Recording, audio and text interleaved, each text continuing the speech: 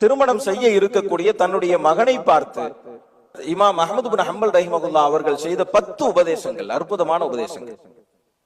இமாம் அஹ்மது பின் ஹம்பல் ரஹிமஹுல்லாஹ் அவர்கள் சொன்ன முதலாவது உபதேசம், ஒவ்வொரு பெண்ணும் தன்னுடைய கணவன் தன்னை அதிகம் நேசிக்க வேண்டும் என்று எதிர்பார்ப்பால் உன்னுடைய மனைவியை நேசிக்கும் விஷயத்தில் நீ குறை செய்து விடாதே. இரண்டாவது, ஒவ்வொரு பெண்ணும் தன்னுடைய கணவன் அன்பை வெளிப்படுத்த வேண்டும் என்று ஆசைப்படுவார், நீ உன்னுடைய மனைவியிடம் அன்பை வெளிப்படுத்தும் விஷயத்தில் குறை செய்து விடாதே.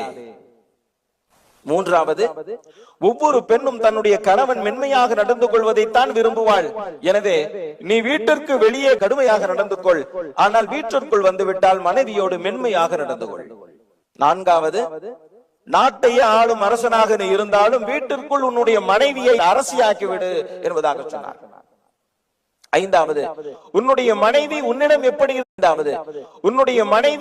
எப்படி இருக்க வேண்டும் என்று ஆசைப்படுகிறாயோ அவ்வாறு நீ உன்னுடைய மனைவியோடு இரு என்பதாக சொன்னார். ஆறாவது, ஒவ்வொரு பெண்ணும் தன்னுடைய கணவன் சம்பாதிக்க வேண்டும் என்று ஆசைப்படுவாள், நீ சம்பாதிக்கும் விஷயத்தில் சோம்பேறியாக இருந்து விடாதே. ஏழாவது, அல்லாஹ் கோணலான விலா எலும்பில் தான் பெண்களை படைத்திருக்கிறான், அவள் கோணலாக இருப்பதே அழகு, அதை நிமிர்த்தினால் அவள் அழகு போய்விடும் என்பதாக சொன்னார். எட்டாவது, எல்லா பெண்களும் கணவனிடத்தில் நன்றி கெட்டவர்களாகத்தான் இருப்பார்கள், எனவே அவர்களை நீ வெறுத்து விடாதே. எவ்வளவு அற்புதமான வார்த்தை, எவ்வளவு செஞ்சிருக்க கொஞ்சமாச்சும் நினைச்சு பாக்குறியா? எத்தனை தடவை நாம இதை சொல்லிருப்போம்.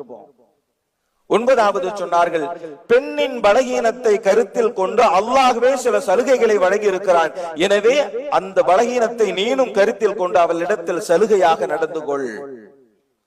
பத்தாவது, பெண் உன்னிடத்தில் விடும் என்பதாக சொன்னார். எட்டாவது, எல்லா பெண்களும் கணவனிடத்தில் நன்றி கெட்டவர்களாகத்தான் இருப்பார்கள், எனவே அவர்களை நீ வெறுத்து விடாதே.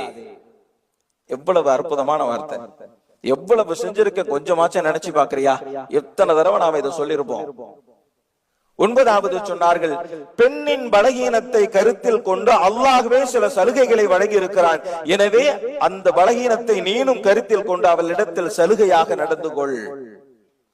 பத்தாவது, பெண் உன்னிடத்தில் ஒப்படைக்கப்பட்டிருக்கக்கூடிய ஒரு கைதி, இறை நிராகரிப்பு செய்யும் கைதியிடம் கூட அழகாக நடந்து கொள்ள வேண்டும் என்பதுதான் அல்லாஹ்வின் கட்டளை. அப்படி இருக்கிற போது உன்னுடைய மனைவியிடம் அழகாக நடந்து கொள். எப்படி என்றால், அவளிடத்தில் நீ நல்லவனாக நடந்து கொண்டால் நீ நல்லவன், அவளிடத்தில் நீ தீய முறையில் நடந்து கொண்டால் நீ கெட்டவன், இதுதான் உன் அடையாளம் என்பதாக இமாம் அஹ்மது பின் ஹம்பல் ரஹிமஹுல்லாஹ் சொன்னார். அற்புதமான 10 உபதேசம்.